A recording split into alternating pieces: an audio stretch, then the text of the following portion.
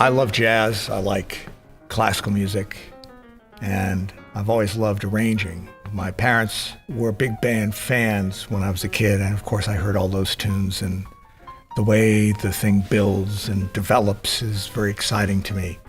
As a kid, I mostly played rock and roll like everybody else in high school, but started to be in the pit orchestra for some musicals at Phillips Academy where I went to high school. And I started learning all these really great tunes by Frank Lesser and Cole Porter and Richard Rodgers.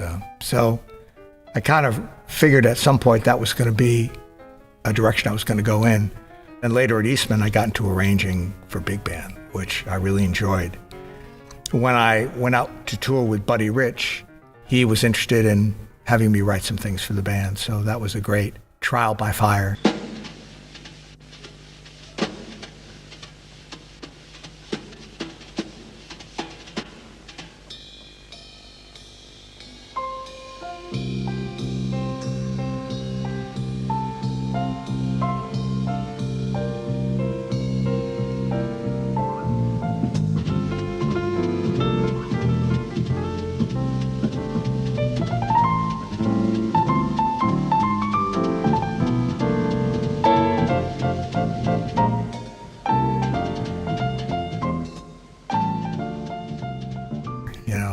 But he was very critical, but he was also very supportive if you were doing something that was working.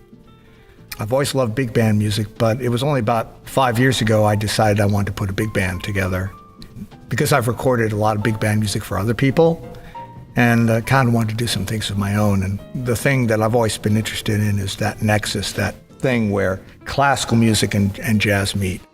I always thought of the great pieces of classical music as arrangements because a lot of them are tunes that are developed and they build and they dissolve and sometimes they stop, sometimes they go, and that whole thing of time moving and of dynamics has always been something I've liked. And in jazz, you don't always have that. Sometimes in jazz, it's about a groove that goes on for a while, which is great too. But I was always really engaged by pieces that grow and develop. So a number of years ago, I fell in love with the Prokofiev Third Piano Concerto. It's a beautiful, beautiful piece of music, and it's got some great melodies in it. And the Russian rhythm, it felt to me like it kind of had a translation into jazz. So I arranged that for big band, which was a lot of fun. And then I started doing this with some other tunes. Bach wrote a series of variations all the time, and the Goldberg variations is one of his best. And that's really very similar to what a jazz composer does. You play the melody and then you do variations on the melody using the same harmonic treatment. Then things kept on coming to me. This old piece, Solfeggetto, that Carl Philipp Emanuel Bach wrote, did an arrangement of that. And finally, this album kind of came together where it's primarily classical tunes done in a jazz style, which has been done before. That's not necessarily new, but I think what's new about this is that it's really a jazz album with classical kind of hints in it. This record was a lot of fun to do. Part of it we did live at this club in LA called Vitello's. There were some technical issues with it, so I redid a few things at a really good recording studio called United, which used to be called Ocean Way in Hollywood. And I got a few of my favorite people together that I wanted to be involved in this. Some of them had played the music before. Joe LaBarbera, who's really about my favorite drummer. He played with Bill Evans for many years, and he played with Tony Bennett. And he's kind of uniquely equipped to play orchestrally and then play with the most fiery, fierce swing that you could ever imagine. I think he really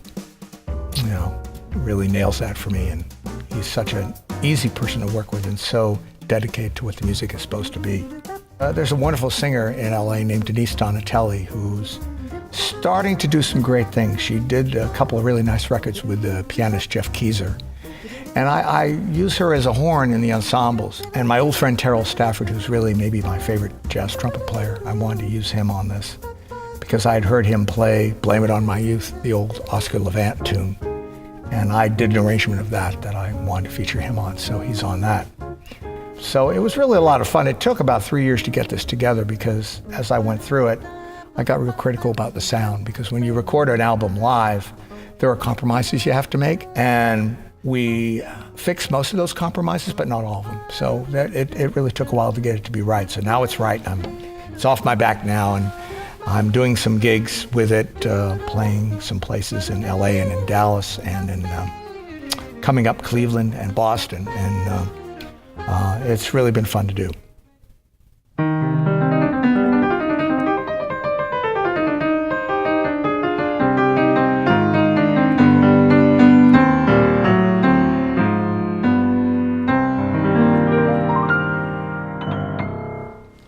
My big band album, BACHanalia, is available on my website, www.billcunliffe.com, and it's also available on cdbaby.com, and I hope you'll check it out.